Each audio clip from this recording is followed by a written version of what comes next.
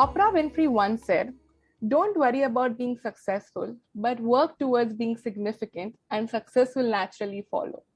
Hello, everyone, and welcome to Nerdy Optometrist, a podcast channel for all things optometry. And this is your host, Ukti Vora. Today, we have a guest who everyone knows in the field of contact lenses, scleral lenses, and she definitely needs no introduction. But just to kind of make it my formality, and I'm going to try my best to summarize her journey in my short introduction, which she'll continue talking about in her journey as we go ahead in this podcast. Today, I have a privilege to have Dr. Daddi Fadel to be part as a guest of my podcast. She's a contact lens designer, a pioneer of modern lens designs, and a specialist in contact lenses for irregular cornea, scleral lenses, myopia control, and orthokeratology. She speaks in 5 languages. Yes, so that's the reason she can comfortably be a global speaker and communicate with people in the language they are comfortable with. She studied her 4-year optometry program in 3 years and also with honors. So we all know that the expertise started quite early on as soon as she entered into the field of optometry. She has lectured and she has published from the first year of optometry. I know many of us still struggle after completing even masters of optometry. She had a publication in the first year of her education. She has 20 years of experience in optometry and specialty contact lenses. She runs an optometric practice specializing in contact lenses in Italy, where she personally designs and fits special customized contact lenses. She is internationally recognized as a key opinion leader who has several peer-reviewed publications in the area of specialty contact lenses and is a speaker in national and international symposia. Dr. Daddi Fadel, along with Dr. Melissa Burnett, are authors of the Clinical Guide for Scleral Lens Success. She's also an author of the book Scleral Lens Complication, Their Recognition, Etiology, and Management. She's the editor-in-chief of the Journal of Contact Lens Research and Science. She's certified and approved advanced speaker to conduct NCLE-approved courses. She's the first certified eye print practitioner outside the USA and Canada. Dr. Fadel is a fellow of Scleral Lens Education Society, British Contact Lens Association, and American Academy of Optometry.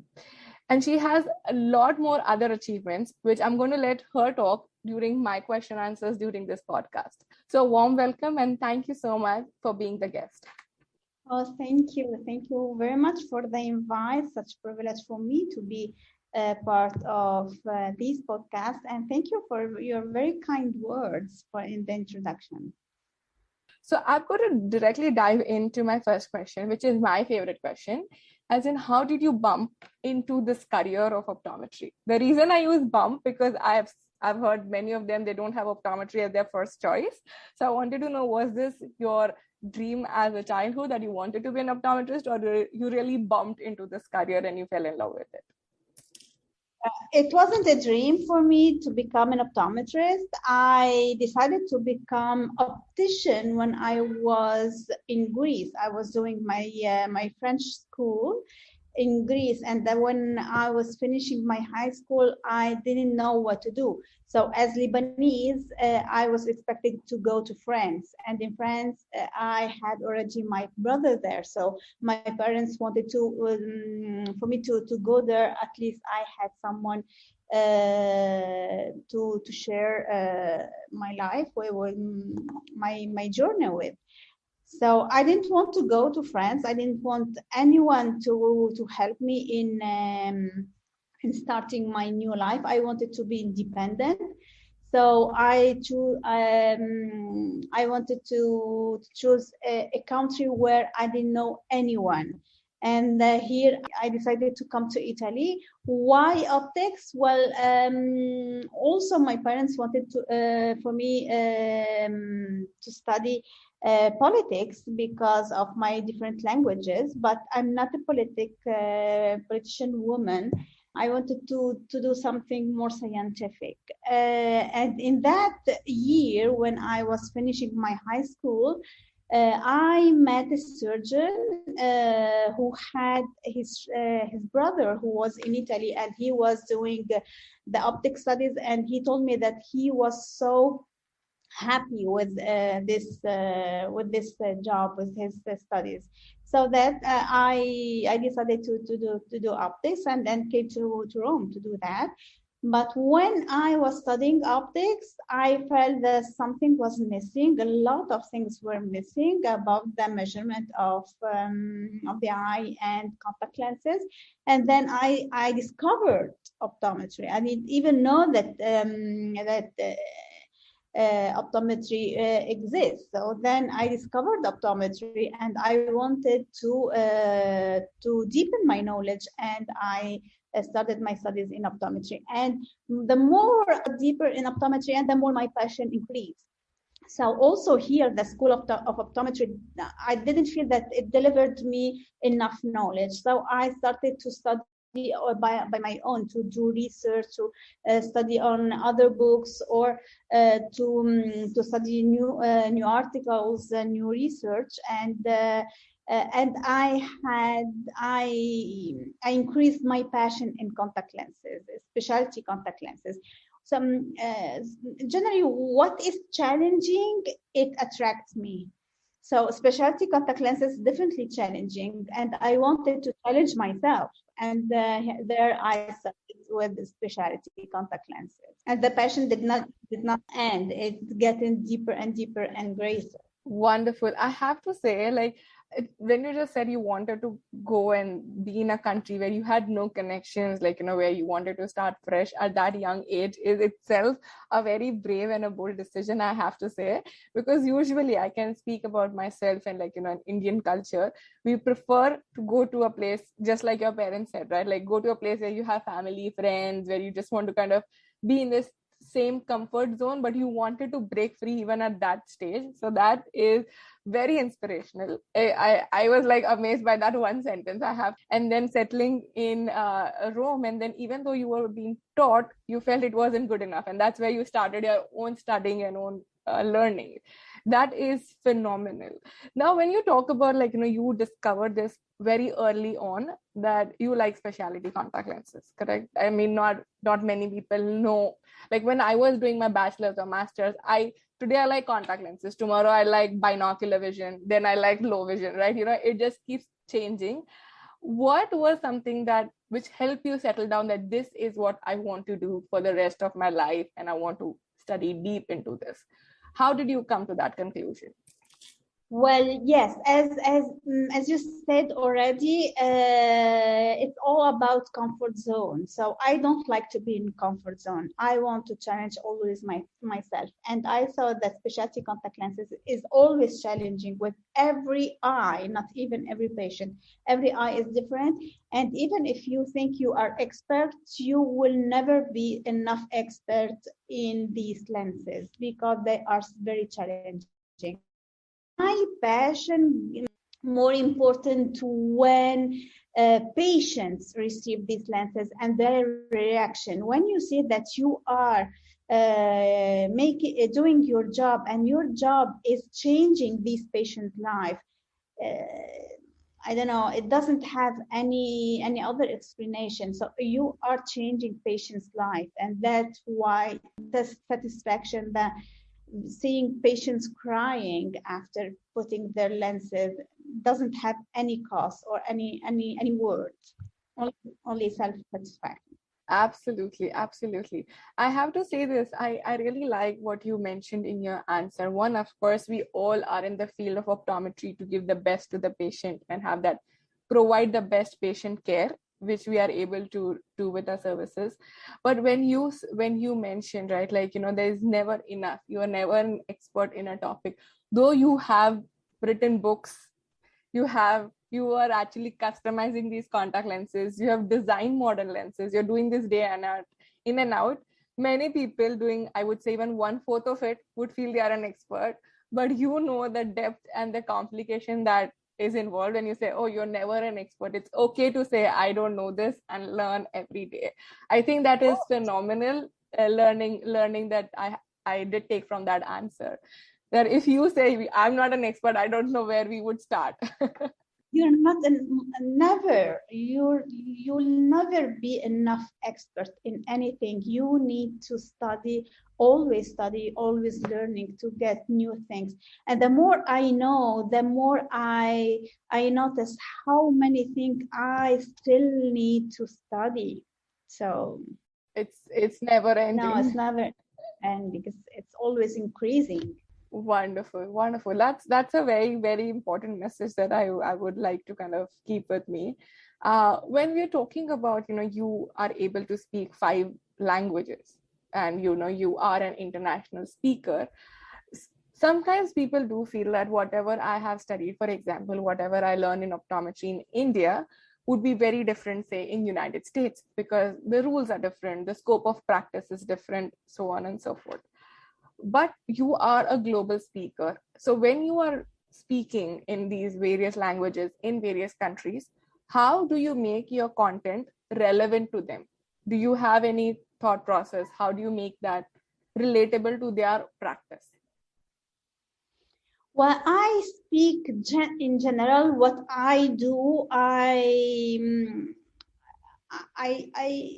don't think that I have to pretend to know everyone approach. So I give all the approach, and everyone make him put in practice their proper approach. I don't think that we can have different ideas on what's going on in each country, because optometry is so different in many areas of the world. So it's very, very, very difficult to put a lecture and for one country and to make it different to another. So the best thing, in my opinion, to have a general view and to put all the approaches together, and to discuss also with the attendees what are their main interests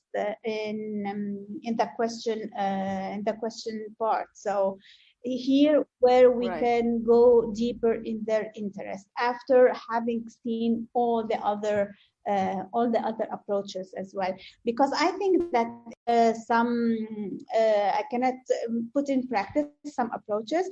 I need to know them. I need to get to know how to do it, even if I cannot do it in my practice, because the law in Italy is different than maybe in US or another country. Yeah. So I think this is wonderful, especially for majority of my listeners as students and upcoming optometrists. I feel what happens many a time is, if I say, for example, I don't have this particular contact lenses available in India, right, or in US, I've seen people who are not even interested to learn about it. Like, oh, I'm not going to use it. I don't have it in my country. How does it matter? But knowing and having that information will help you find solutions, or even like give patients an option that these are solutions available, say outside India or out in a different country, where they will be able to kind of go out and get if you cannot provide them. So I feel you have mentioned very important point that even though you cannot practice it, learn about it. You never know when that will come handy. Of course, you need to know about that. It opens your mind also, as you said. You can. It opens different solution that you can choose for your patients. Indeed, right. And you can bring the technology in your country, like you have done, right? You're the first person who has this certification outside US and Canada. Yes, it stimulates you to get it in your country if the law allows it. As scleral lenses in Italy and in Europe wasn't very recognized. Also, we could do it by the law. And I went to the US. I discovered all the benefits of scleral lenses, and I told myself, okay, so why don't we have this approach, this easy approach? Because we have scleral lenses, but we saw it as a last choice to do with our patients. The US, the approach was different. So I brought this approach, this easier approach in Italy, and then the spread. Yep. And the benefits are gained by by our patients. So it's important to get these technology for our patients. They need them, so let's give them what they need. Absolutely, absolutely. I think that that is a phenomenal message that you said, like, how you started something in Italy and now it is a normal practice and people have learned from a different country, which was there, but we didn't know that it could be implemented in a certain way. Now, when you are giving these talks around the world, what, according to you, have been your major learnings? Like, something that you look forward to or something that you have learned by these international exposure? Oh, so many things. Every time I participate to a meeting, also virtually, I learn so much. And every time I think, oh, this is great. If this is my best learning. So there's not one best learning. Every time I see, wow, this is amazing. So maybe knowing more deeper the technology, that the benefit the technology may give us, this is great to customize scleral lenses, because you think that you are customizing just changing two parameters, and you think that, okay, so I customize my scleral lens and my contact lenses. This is not customizing. Customizing is then getting deeper, and the technology allows you to do that. So yes, maybe that my discovery of technology, my best learning. Wonderful. Yes, I agree with, like, what you learn from things available internationally will amaze you, that it could be one simple thing which you can easily implement or bring it to your country, which you were not aware, or you just see that this is where the technology is growing. So you start preparing yourself that this is the change coming in the field of, say, scleral lenses or specialty contact lenses, for sure. Now, you have not just been part of your practice or making contact lenses. You have written books, you have published tons of peer-reviewed papers. You are a co-founder and president of Euro and Australasia Scleral Lens Academy. You are a council of the International Society of Contact Lens Specialties. You are a global ambassador for BCLA, and the list goes on and on and on. So how do you manage so many roles with so much amount of time that you have? Like, we all have same amount of time, and I don't think so anyone will have 10 list of organizations they are associated with. So how do you manage that? This is a great question. I don't know how I do. I speak very, very little. I work a lot with my practice, because also my practice takes me a lot of time. But when you are passionate to something, you find time to do that. I don't know how you find it, but you can manage your time, and you find enough time to do all these things. And because you indeed want to complete all your commitments to every role that you have. So just dividing my time into all these roles. For example, in one week, you dedicate more time to one, another week to another, and with a family, as men, exactly as men organize their time. So sometimes you dedicate more time to your family, some other to your job. Yes, it's dividing your time, not doing all the things at the same time. So you divide it. So your mantra is divide and conquer. So you divide your time in order to conquer all that you have achieved so far. Exactly. Awesome. So I wanted to know, when you're doing so many things, right? I know you're passionate about contact lenses, about specialty lenses, but how do you constantly stay motivated? Do you have moments where you're like, oh my God, this is too much, I want to give up? Or like, how do you always stay motivated? Oh, I don't give up. My patients know that I will definitely find a solution for them. And now I have a very challenging patient I'm working with. It's not from Italy. She came from another country. It's very challenging, and I am working on solving her problem. I don't give up. I don't tell her, okay, it's not my field. I can do more. I know that there is something more to do, and I do all my best to get her the best vision I can with the best comfort, maintaining ocular health. Never give up, no. That's inspirational, because sometimes, you start some project, you're helping a patient, you are very motivated to begin with, but then you end up giving up too soon just because you don't want to research too much, you're not dedicated enough, or for whatever reason you just feel it is too challenging for you. But I really liked your approach that you never give up. Whatever it is, if you take a project, make sure you do it till the end. Now, I also wanted to highlight one of your achievements are your books, the books that you have written so far. I wanted to know, what was your thought process behind writing a book, and how was that process? How was the book writing process? If you can elaborate in brief for my listeners.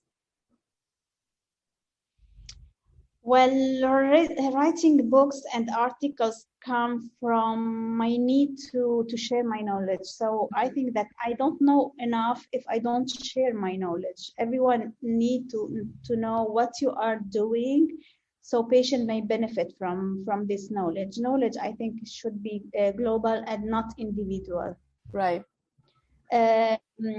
So managing the complication of scleral lenses is very important, because many practitioners are still intimidated by scleral lenses, not only by the large rigid lens, which it intimidates practitioners and also practitioners, but also practitioners think, okay, so I will fit it, but how can I manage complications if I encounter them? And you will encounter complications every time. You will encounter complications or issues, not the truly complications. So I learned from my errors. I didn't have anyone who taught me how to fit scleral lenses or how to manage their scleral lenses. I took all my notes, for every I had to manage, I took notes, so I used all these notes. Also, I did many research in the literature, and I put them all together for me to remember how to manage this kind of complication, to recognize it, because before treating it, you have to recognize it and to know what is causing this complication, so how to manage it. And I thought, okay, so why not to share this knowledge with other people, with our other colleagues? And then I decided to put all this in one book, and the book came out. That's wonderful. I loved how you said your journey started by just documenting things for yourself. It was your documentation, which was done over a period of time, which was your research, and that turned into a book. I think that's a fantastic idea for anyone who is making their own notes, who are learning from different literature. If you come across, or if you develop something which is not available, might as well publish it and share it with people, because everyone wants to learn. So why not share whatever you have learned? I think that was a fantastic idea. How much time did you take to write that book? I'm just curious. 4 years. 4 years? That's phenomenal. Like, is amazing. Awesome. So we did talk a lot about your journey, about your about what the work you have done. Now I want us to dive into a fun section, a fun segment which I call rapid fire. A simple rule is, I'll ask you a question. Whatever is the fastest answer that comes in your mind, that's what you have to tell me. Okay, it's going to be less optometry or eye care. It's more about yourself. Okay, so it's just a fun rapid fire, just to kind of have a little more fun side to this session. So are you all set? Okay, yes, I'm ready. Awesome. If you were not an optometrist, which other profession do you see yourself in? Surgeon. Surgeon. Any specific speciality that you would be interested in? Well, maybe, yes, cardiology, maybe. Cardiology, wonderful. All right. Which is your favorite destination? Anywhere you have been or you wish to go? Awesome. Tibet. Tibet. Oh, nice. Wonderful. Now, rank in the order of your preference. What do you like to do the most? Teaching, or like giving lectures, doing research and writing papers, or working in your practice? What, according to you, is your rank in the order of your preference? Doing research, definitely, teaching, and my practice. Okay, awesome. A hobby or something that you like to do apart from optometry? or like contact lenses? What do you do during your downtime? Well, yes, I do jogging. I love dancing. This is my first hobby, dance. Oh, nice. And yes, sports generally, or jogging or other things, doesn't matter what, but mainly dancing. Do you prefer any dance style that you really enjoyed the most? Or whatever it is, you put the music and I dance it. That's wonderful. I didn't know this side of you, doctor. So I'm sure, like for many people, they have just heard you giving scleral lens lectures, but now they know you enjoy dancing as well. So that's awesome. Oh, yes. Perfect. If you had, or if you could interview someone, dead or alive, which guest would you like to interview? Kamala Harris. And do you have any question in mind? No, I would like to, yes, to give suggestion how to behave, how to become what she is, because she's very inspirational. She is. She definitely is. 100% loved it. If we were to write an autobiography about your journey, if we were to write a book about your journey, what would you like the title to be? Challenging myself. Wonderful, loved it. And if you were able to add or remove something from an optometry curriculum, what would that be? To add something, maybe more psychology, because vision is also psychology and it's not enough treated in our field. Yes. Wonderful. Yeah, I agree 100%. All right, with that, we do end our rapid fire session. I hope it was fun and not too much pressure for you. No, absolutely. It was so much fun. Thank you. All right, but I did love the fact that you love dancing. So I'm going to make sure next time we meet, whenever, wherever, we have to do a session of dancing for sure. Oh, definitely. Yes. With that, I just want to ask you one last question before we end this episode. If you could give us like a final takeaway message, what would that be?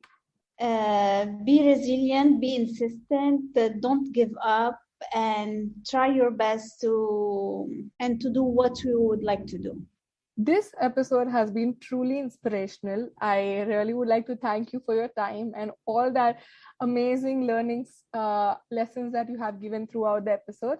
Thank you once again for your time, and it was a pleasure talking to you.